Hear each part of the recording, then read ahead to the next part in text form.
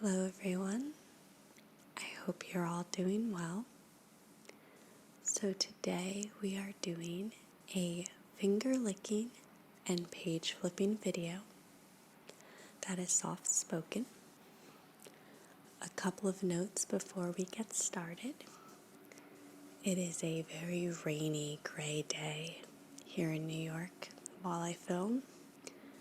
So you may notice the lighting / quality of the video is a little off whenever it's dark out and I have to rely on my fluorescent overhead lights.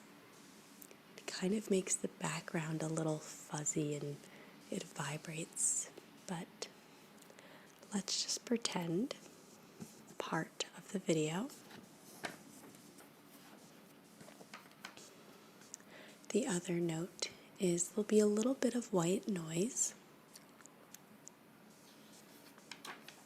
I just want to start on the flipping so I don't have too long of an intro.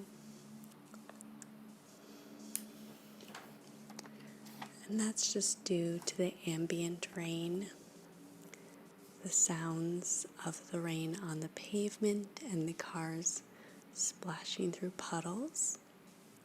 But perhaps that white noise will also be relaxing to you.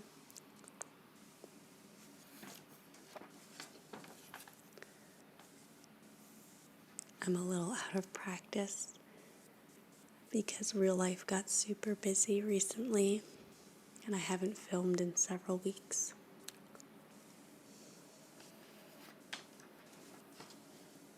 I've even had to take a break from all my custom videos. I hope to be doing them again soon, but now that we've gotten all of my apologies and disclaimers out of the way, let's move on to the fun part. So about probably a month ago, give or take, I posted a little post on my community board for all my subscribers to ask me questions for a little Q&A while I flip.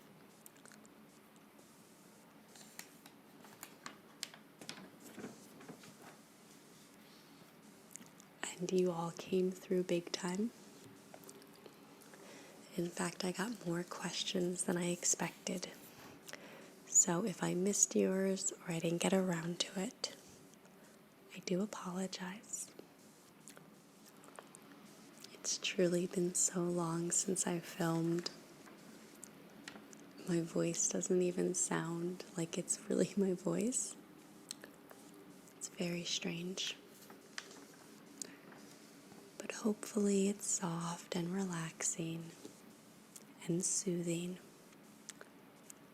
because my real life voice is not quite that way. So let's get into the questions. I have them written beside me.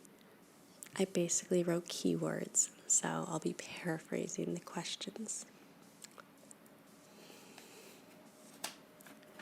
Okay.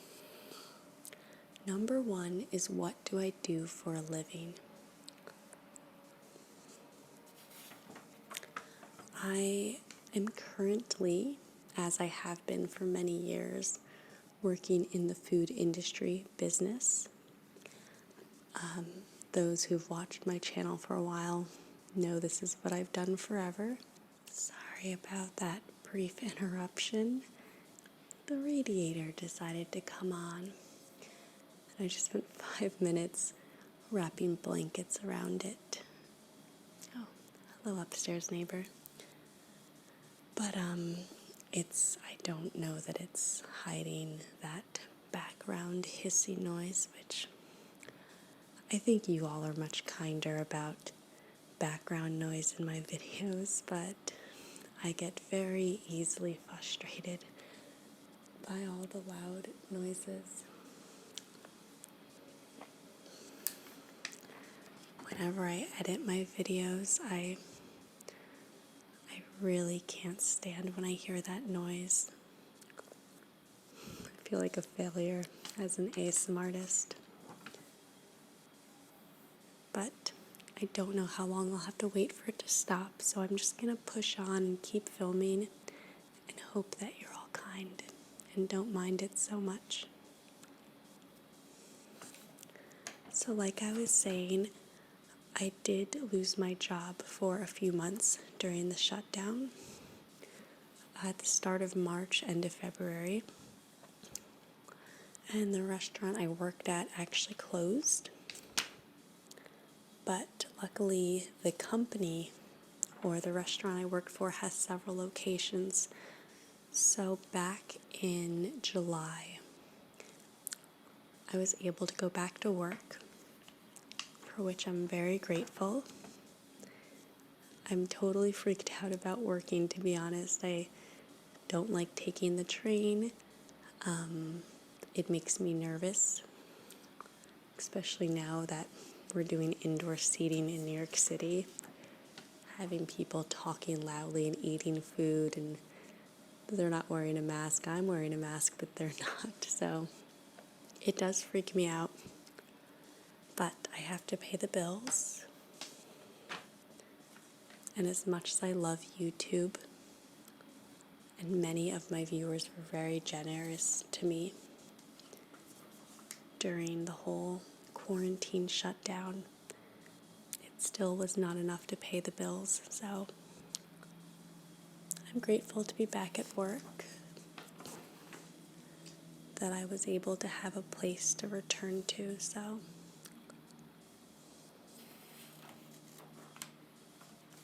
that's what I do for a living. I still wait tables, but I also work some days as a host/manager. So I've had a bit of an upgrade at work, which has been nice. I like the extra responsibility, but that's why I had to stop doing custom videos, because even when I'm not physically at work, I'm still working from home. I'm always on the clock to deal with issues that arise with the day-to-day operations.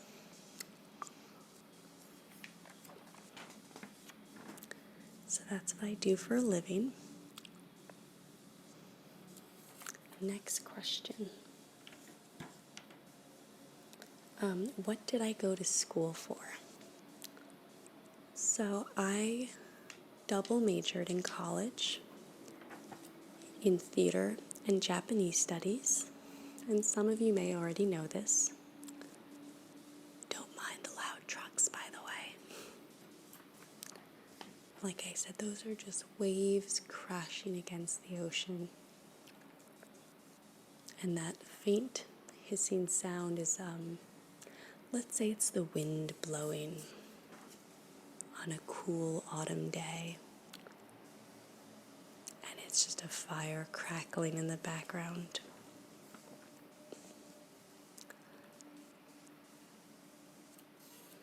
It's just my luck the one day I finally have to film. It's a rainy day when the heat's on.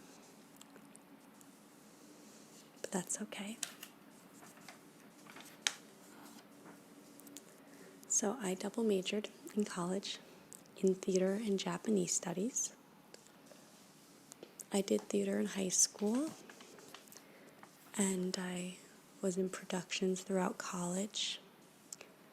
And I did a little bit of theater after college, but by the time I was 24, 25, which was 7 years ago, yikes.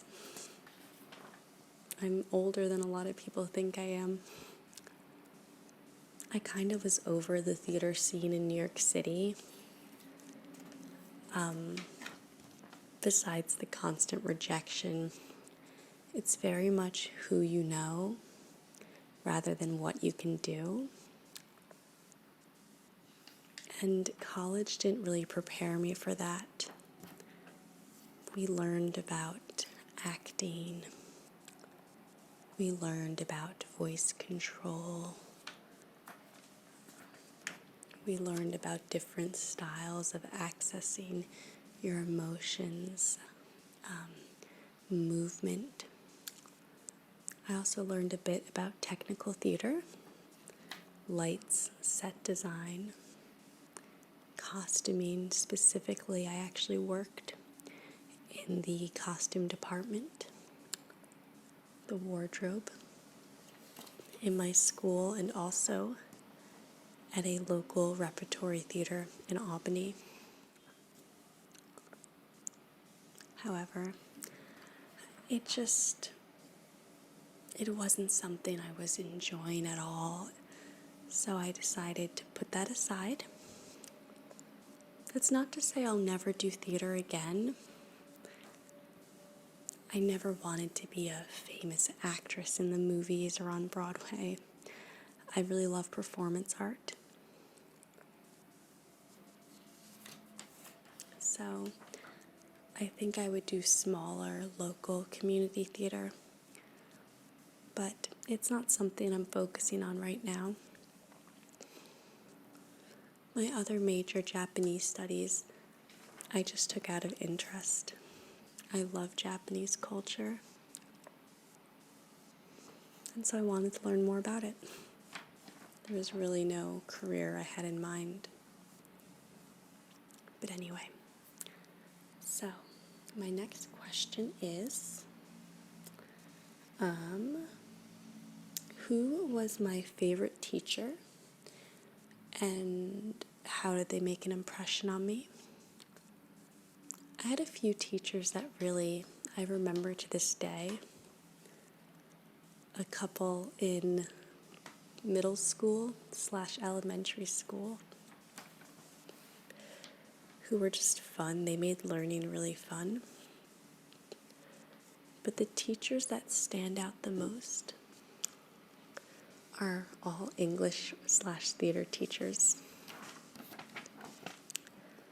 I had a couple in high school that I really appreciated. They encouraged me. One English teacher who was kind of a hard ass. A lot of students didn't like her. She was kind of tough. But she appreciated that I loved to write since I was a little girl. She would even read my poetry. Like, she'd review it and give me advice and feedback.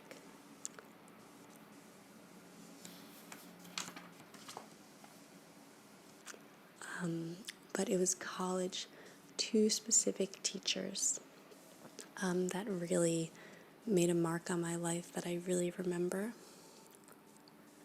The first, he was I think I had 2 or 3 classes with him, different theater classes, kind of general classes.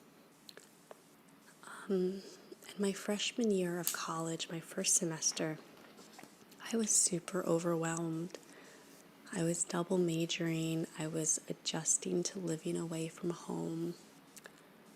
I felt very overwhelmed with my full schedule. I had a very busy schedule, plus I was working on campus, but still, there was barely time to sleep, and I definitely felt very overwhelmed. And I remember him talking to me, and I feel like I would have dropped out. I would have changed my major if it weren't for him.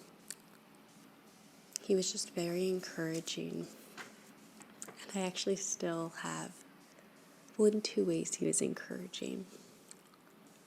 In one way, he kind of just let me know I could do it, to just take it one day at a time. And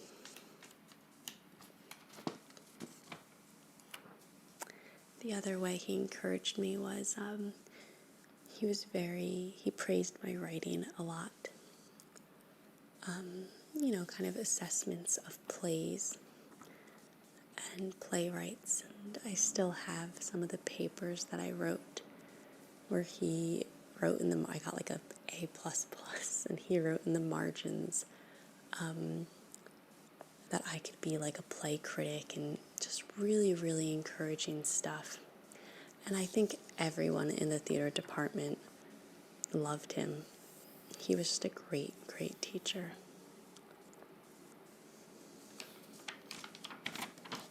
And then I had another teacher in college. I don't remember her name, which is probably better not to mention names anyway.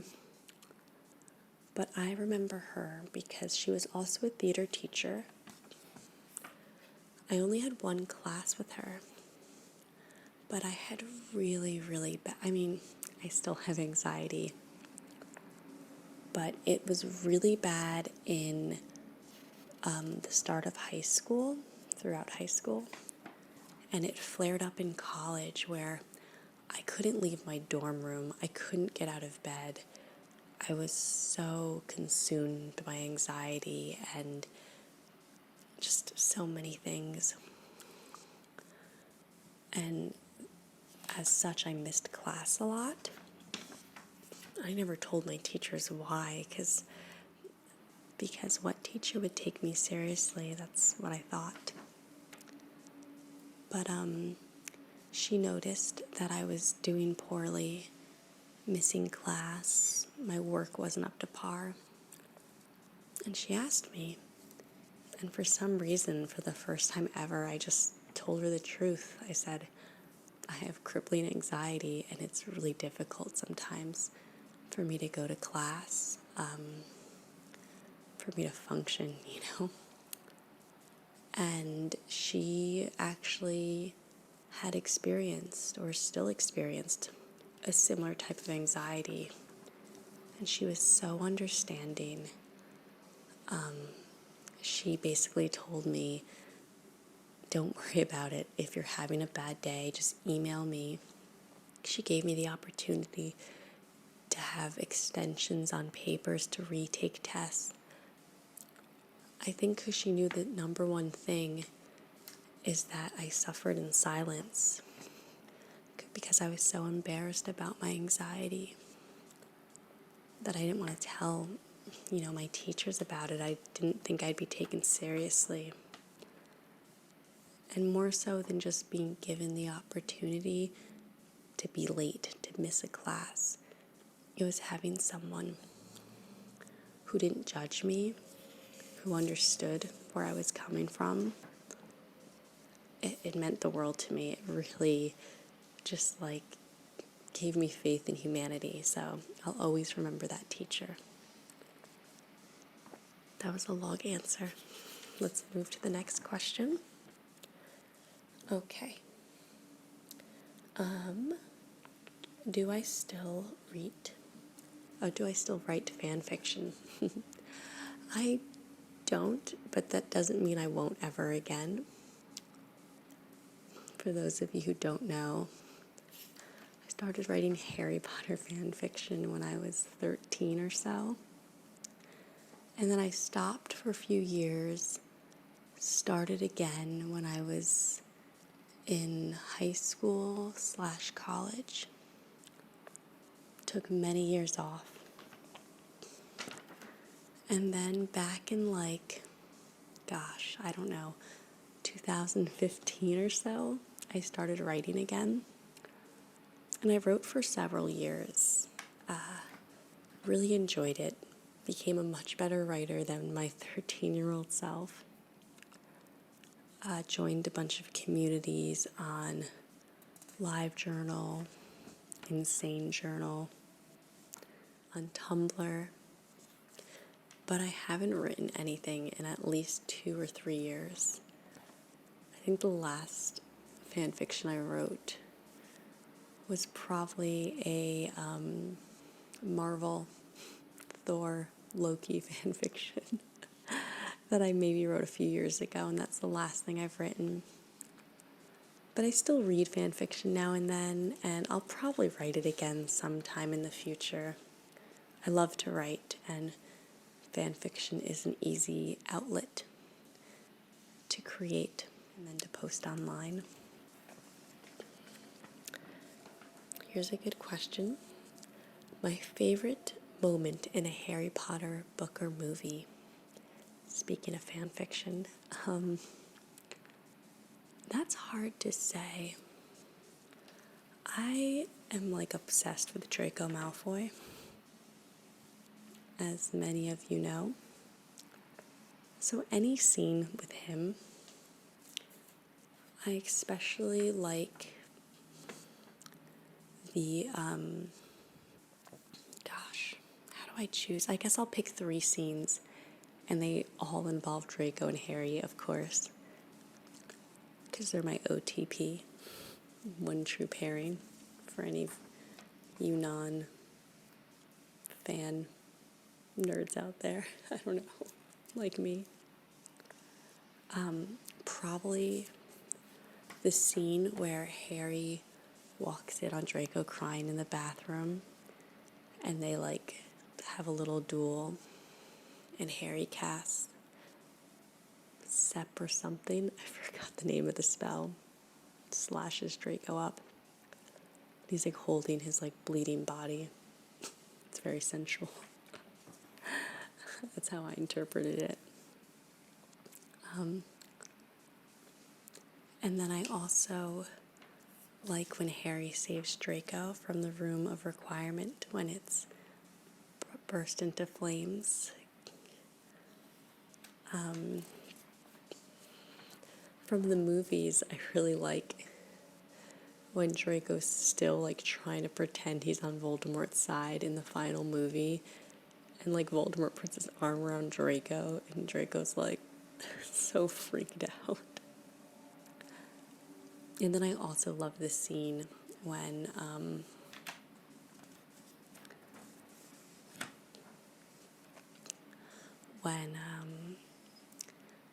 Harry is dead and Narcissa leans forward and is like, "Is my son still alive?" And Harry like nods, and Narcissa lies and says, "He's dead." Just goes to show the love of a mother for their child. How a mother's love, Lily Potter's love, saved Harry once when he was a baby. And Narcissa Malfoy's love for her son Draco saves him again. Okay, next question. So, favorite book in general? That's hard to say. I like a lot of books differently. I like the Harry Potter books. Not because they're well written, not for nothing, but J.K. Rowling is not exactly an amazing writer. But it's a fascinating universe that she created, you know? Even if she kind of sucks as a person. So obviously I have a fondness for them. I'm a big fan of fantasy books, Robin Hobb, Tolkien, things like that. So I don't know that I could choose one book, but I will say, and this kind of answers 2 questions. Someone asked me about a favorite book. Someone mentioned that I'm really into history, and a lot of my role plays are historically based. A book that I read recently that I really liked, it was nonfiction. I'm really into nonfiction medieval history books. And it was the lives of women in medieval times, or the lives of medieval women. It was a really, really fascinating read. It was actually an audiobook, and it was like 24 hours or 40. It was a very long audiobook. But I like listened to it in 3 days or something. It was really fascinating talking about the roles of women in medieval history, basically, from servants to paupers to princesses and queens. And it went through all the 7 stages of manhood, Shakespeare's manhood, but through the lens of a woman. So a child, an infant, an adolescence, the lover stage, the soldier stage, which obviously women weren't often soldiers, but there were some exceptions. Anyway, it was a really cool book. So I recommend that for anyone who's into history and women's studies. So let's see. Would you go back to school, or do you have interest in going back to school? I actually really do. Before shutdown happened, I was very seriously considering applying to grad school. I still want to do it, just financially it's not very feasible right now. I'm only just getting back on track with my finances now that I'm working again. But I've been into history my whole life. And in the last 5 years, maybe a little less, I've gotten really into medieval history. I've just gobbled up so many books, fiction and nonfiction, spanning from the 1100s to the 1600s. And I'm just really into mainly European medieval history. But it's so fascinating. And I would love to be a historian, work in a library or a museum. That would be really nice. But I don't know. The more I've thought about it recently, spending a lot of money to go back to school, I would love the classes. I would love to write papers again and to study. I've always been an academic or interested in academia. But I don't know, I am a little bit unsure if it would be worth the amount of money that school would cost. I think it'd be hard to find a job. So we'll have to see where life takes me. Okay. Next question. Let's see. Favorite horror movie? I'm actually not a big fan of the horror genre. I think a lot of my viewers are horror movie fans, but it's just not my genre. I do like thrillers and suspense. So I guess the closest thing I would say would be, which I've talked about this on my live streams before, but it's a sci-fi thriller called Europa Report. You can find it on like Hulu. I think it used to be on Netflix. It might be somewhere else, like if you have a Roku TV or a smart TV, but you could probably rent it or find it online. I really recommend it, Europa Report. It's so good. It's got like indie film vibes, and it's a really great sci-fi thriller. You know, speaking of sci-fi thrillers, I also really like the movie Coherence. That's another thriller. And then going to old school horror, not really suspense, I really like the movie Signs by M. Night Shyamalan. I hope I said his name right. Anyway, so, would my husband and I ever consider moving out of New York? Definitely. We always thought we would have left New York by now, but it's easy to get comfortable. We really love our apartment. We've lived in the same apartment for over 9 years. The location's just great, and the rent's okay compared to the rest of New York City. But I think long term, we wouldn't want to live in the city forever.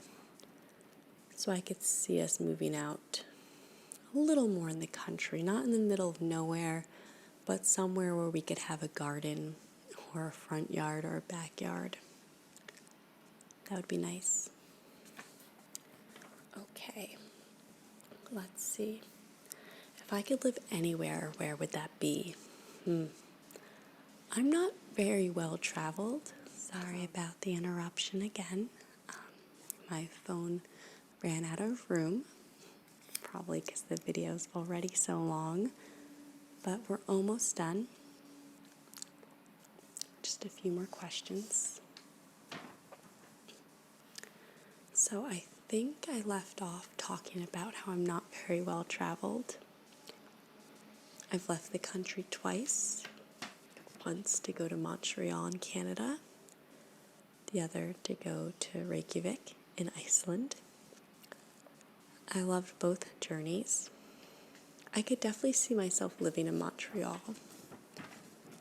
Iceland is gorgeous, but I think the seasons are too severe for me to live there long term. My husband and I chatted about this the other day. I guess if we could live anywhere, probably maybe somewhere in Europe, Germany or France, since they both have beautiful scenery. They both have, areas where you could go to a major city. And they both experience all 4 seasons. There's something about Europe that feels very, I don't know. I've been enjoying all this outdoor restaurant eating. I mean, not to eat at, because I'm still terrified to eat in public, but since I have to work at a restaurant, I love all the cycling, the lack of cars. There's just way too many cars in New York City. The sprawling, cafes. There's something that feels very European about that. I think I would enjoy living in a place like that. So, let us finish up this video. Okay, I think I've done most of these questions. My biggest pet peeves. What are my biggest pet peeves? People chewing with their mouth open. I mean, do people actually do that? I guess some people do. I have a lot of New York City pet peeves, but I don't think those are the same as regular pet peeves. People who stand in the street to cross the street. It's just so dangerous. People who stand in bike lanes when they don't have the right of way. People who walk really slowly. That's such a New York City thing. What else? Thinking of like generic pet peeves. I guess there's the chewing with the mouth open. And, sorry, this is going to offend like 80% of my subscribers. People who don't delete or read their emails. I'm one of the only people I know that actually deletes their emails or reads them right away. My husband, most of my friends, my coworkers, they'll have inboxes with 1,000+ emails. It drives me crazy. I don't know how people live like that. But I'm a bit of a neat freak and I have slight OCD, so that could be part of it. When I came on as a manager this past July at my job, the first thing I did was go to our work email, which had 800 unread messages. And I asked my boss, because I'm really just an assistant manager. There's a general manager, there's the big boss, general manager, and then I'm the assistant manager. And I said, can I delete these? Go to town, and it's so nice. The first thing I go to work is check the email and delete/read everything. So those are some pet peeves. Let's see. Do I have a favorite quote or phrase that I live by? I don't know about a favorite quote per se, but there's this one quote I think about a lot, but I don't live by it. I don't know who it's by, I just found it on Pinterest. But it says, what would you do if you weren't afraid. And I'm always afraid. I'm a very cautious person. And I'm an anxious person, so it's something I think about a lot. But anyway,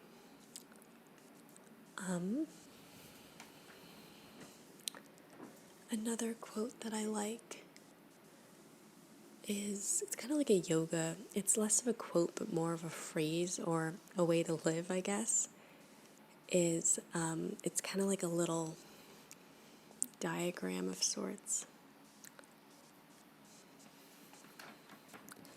And it says, oh, actually, wait, I have one more quote.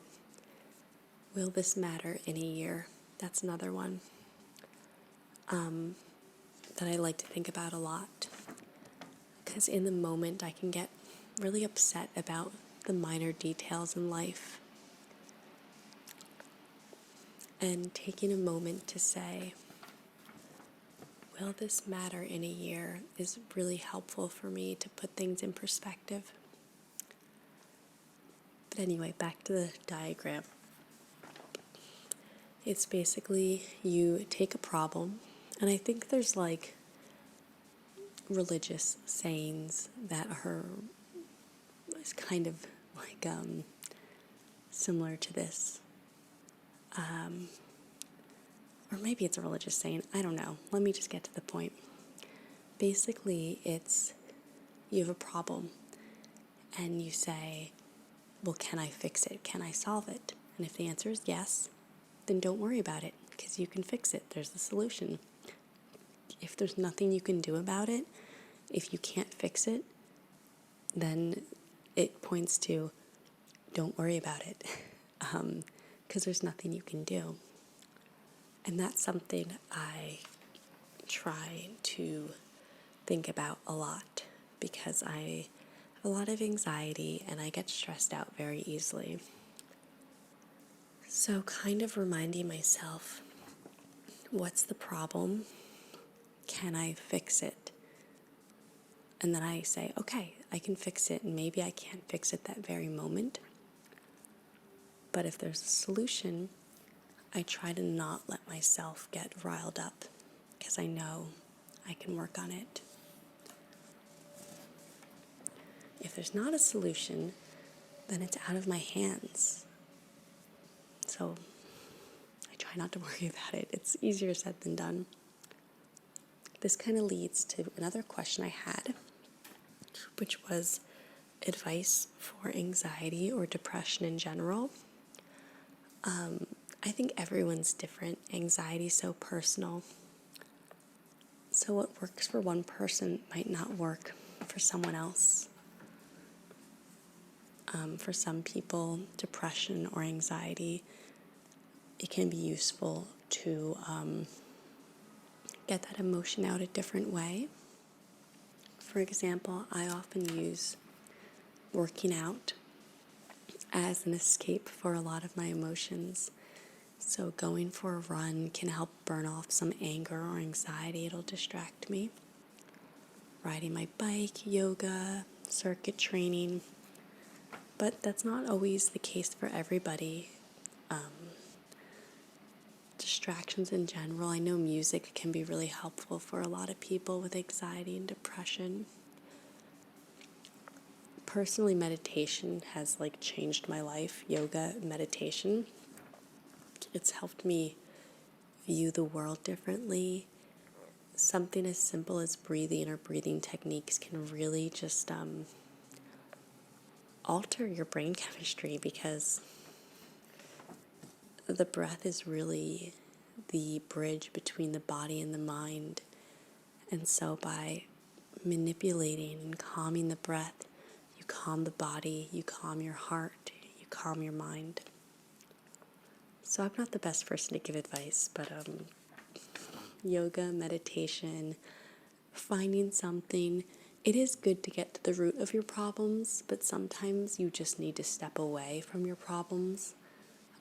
Going for a nature walk, a hike, treating yourself. Self-care is something we all don't do enough of, I think, in our day-to-day life. But yeah, that's my kind of small advice. I'd go on for longer, but this video is so long, so I really want to wrap it up. Okay, I have 2 more questions. How did I come up with my creepy cringe series? I've answered this on a couple live streams, but I know a lot of you haven't seen my live streams, so sorry if you're hearing this again. It actually was an accident. My very first creepy cringe was a flirty barista roleplay. And the idea was just to do a regular, like, coffee shop roleplay where a lot of personal attention from the barista. Maybe she's a little flirty, not in like a seductive way, just in a comforting, warm kind of way. But somehow as I was filming, the video just changed. For those who don't know, I don't do scripts for my videos. The only scripted video I've ever done is either custom videos, which I don't always love to use scripts. I really like to just improv.